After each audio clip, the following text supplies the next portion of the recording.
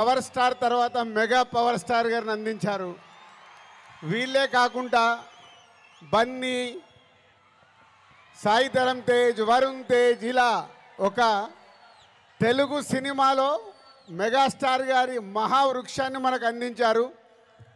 So దానికి మీరు వెనకాల ఉండి అభిమానులు కానీ 40-50 సంవత్సరాల నుంచి మెగాస్టార్ గారికి తోడుగా ఉంటూ ఈరోజు రామ్ చరణ్ గారి cutout 256 feet world record cutout పెట్టి మరొకసారి మీ అభిమానాన్ని చాటుకున్నందుకు ధన్యవాదాలు.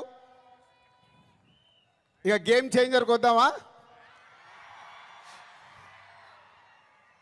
సో నేను విజయవాడ రావడానికి వీళ్ళు అడిగినప్పుడు 29కి సరే ఫ్రీ పెట్టుకుంటాను అనుకున్నాను.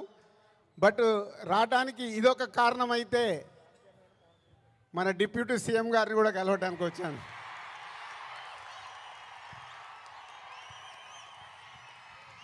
అమెరికాలో ఈవెంట్ చేశాం, గ్రాండ్ సక్సెస్. సో ఈరోజు నిన్న మీరు టీవీలలో చూసుంటారు, అక్కడ చూసిన వాళ్ళు అప్పుడు ఎంజాయ్ చేశారు.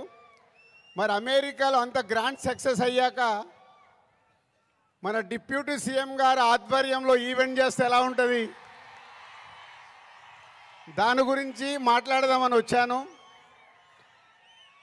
సో కళ్యాణ్ గారు ఇచ్చే డేట్ని బట్టి ఎక్కడ చేసుకుందామో ఆ ఈవెంట్ డిసైడ్ చేసుకుందాం. బట్ ఆ ఈవెంట్ మట్టుకు మామూలుగా ఉండకూడదు. మామూలుగా అంటే ఒక చరిత్ర క్రియేట్ చేయాలి ఆ ఈవెంట్తో.